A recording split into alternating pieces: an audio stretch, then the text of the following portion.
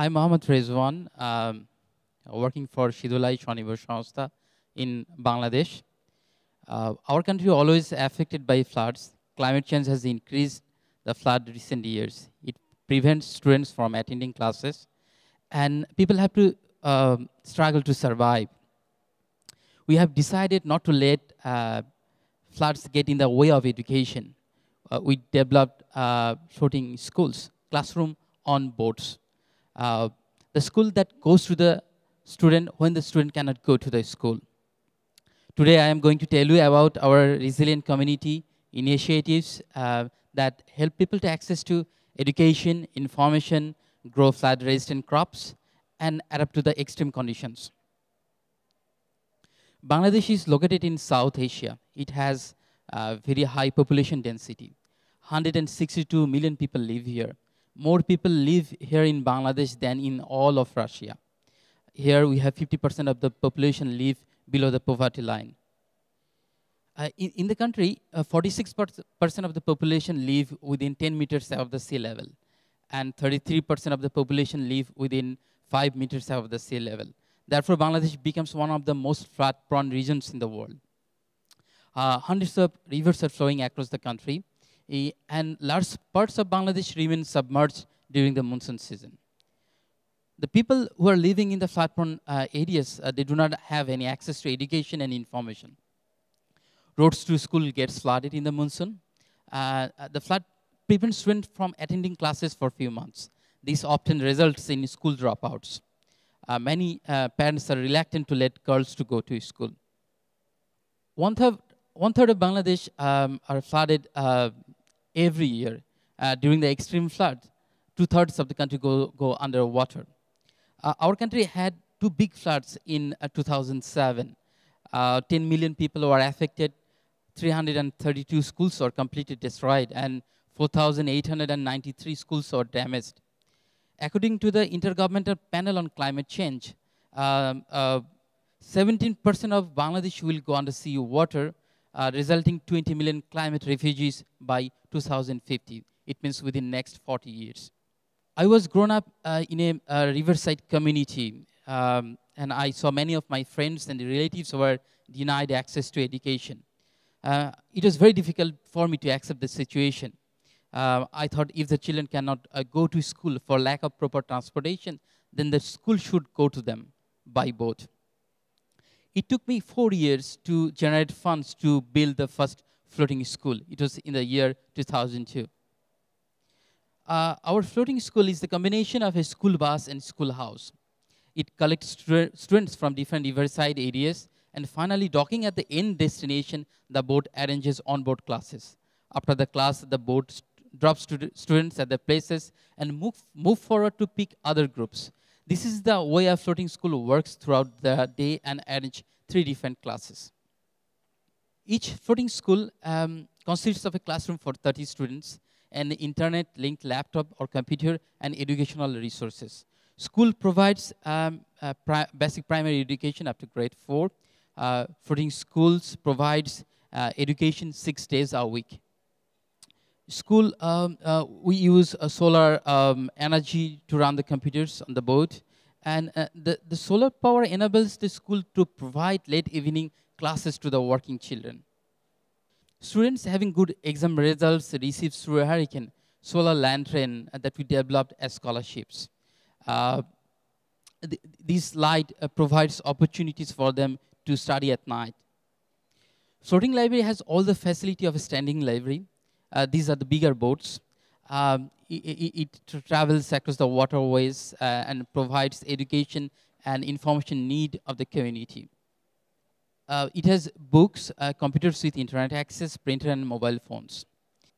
People learn computer skills, send, receive emails, get information on sustainable farming, biodiversity, send, receive emails, and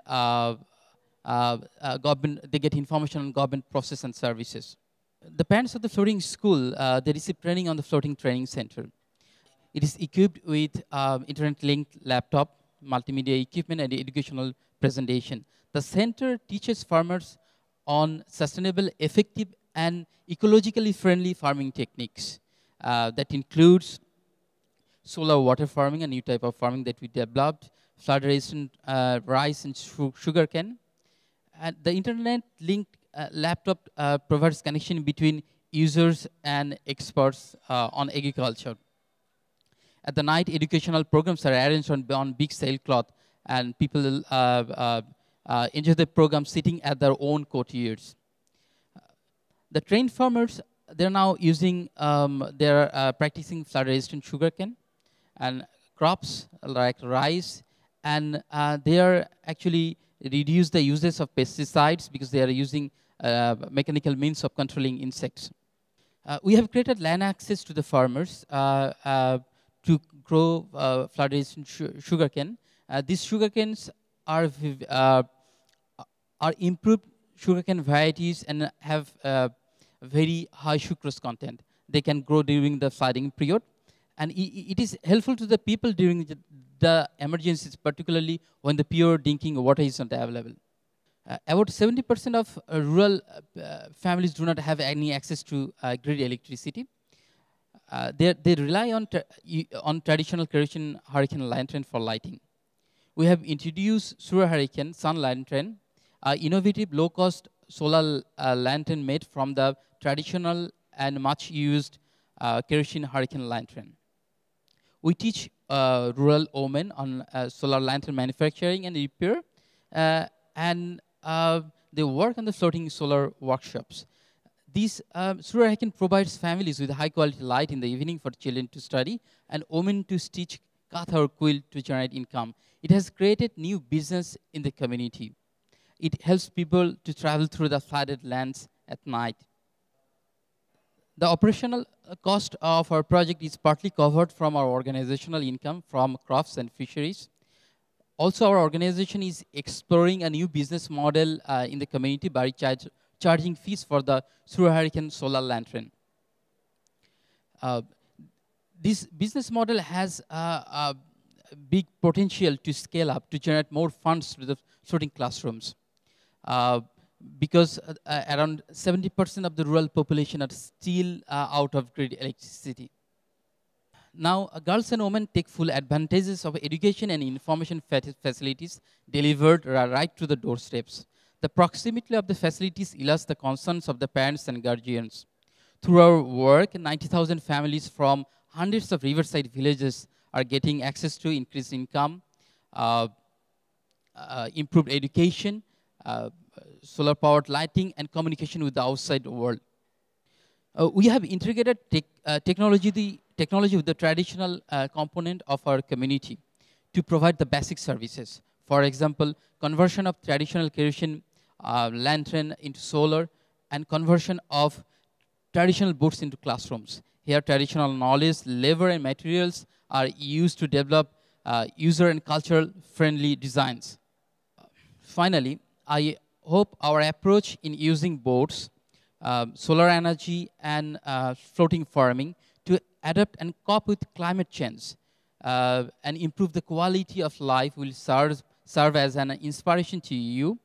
Our project shows great potential for scaling up with regard to the millions of children out of school in Bangladesh and other countries. Therefore, we need to work together to create access to school for these children living in hard-to-reach areas. Thank you. Thank you. Very, very powerful innovation. I come from a riverine area as well. And I know there are seasons for fishing. It's a beautiful idea to take school to children that cannot come out to school. Even where you have schools in my area, they don't want to come to school when it's fishing period. The parents will not allow them to go. And even the children will say, we rather want to get money from that fishing than going to school. If one invests in this kind of thing, what are the strategies that can be adopted to convince them to take advantage of this floating school? Because it's a very good thing, very good innovation. Okay. And I know it will involve a lot of money to put this, to build this kind of thing, especially from where I come from. Okay, thank you. What I understand, you are speaking about replication. in another setting, Yes, in particularly another, yes. in your I come context. from the riverine of Okay. Lagos in Nigeria. Okay. If we use the local materials, local knowledge in building the boats, and then actually um, there is a possibility of replication in your community. And in order to replicate, actually we need to. There are a couple of steps here. We need to identify organization who is local, who know the local people and the community. Then actually our organization will be happy to provide the designs also trainings so that the replication can get started. But what we focus on using local materials, local knowledge, and local labor, so that people can build the boat, they can install the solar system, because we help the local community to install and maintain the solar system on the boat. And also the local community members, the women, they actually manufacture the solar lanterns, and also they repair. And our project, there is also a business model involved with the project, because we are planning to make every floating school or library or training center self-sustainable within next 5 years by charging fees for the solar lantern. So this project has every component to be self-sustainable.